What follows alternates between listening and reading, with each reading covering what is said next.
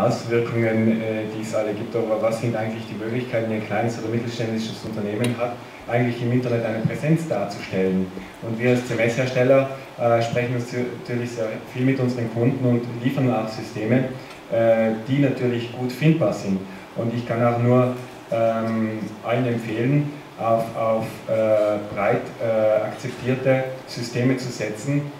Diese Systeme werden dann auch die entsprechenden SEO-Maßnahmen bereits eingebaut haben und Sie haben dann die Möglichkeit, mit diesen dann auch gesteuert die Suchmaschinen zu füttern. Und diese Systeme haben auch schon semantische Informationen teilweise zur Verfügung, sodass die Suchmaschinen sogar Produkte erkennen können und Preise und diese dann entsprechend auch in den Suchergebnissen auszeichnen können.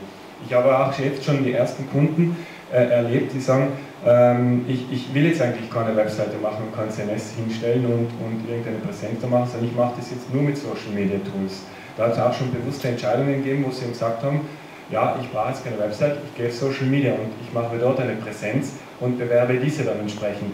Und da sind wir ja in Österreich und im europäischen Raum noch relativ weit hinten, weil wenn wir jetzt in dem amerikanischen oder auch in dem nordischen Raum umschauen, dann seien die dort in den Social Media Bereich schon sehr viel weiter als beim Super Bowl zum Beispiel, werden Facebook-Seiten beworben und der Super Bowl ist eben eine Veranstaltung, wo sehr viel Werbebudget, also ich würde sagen weltweit die größten Werbebudgets hineinfließen.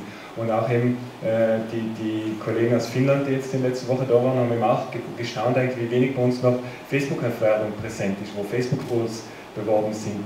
Und ich glaube, dass der Trend in Richtung Social Media und Social Media Web Auftritt gehen wird und dass das durchaus auch für Google eine Art der Herausforderung stellen wird, weil Kunden eben in diese Social Netzwerke abwandern.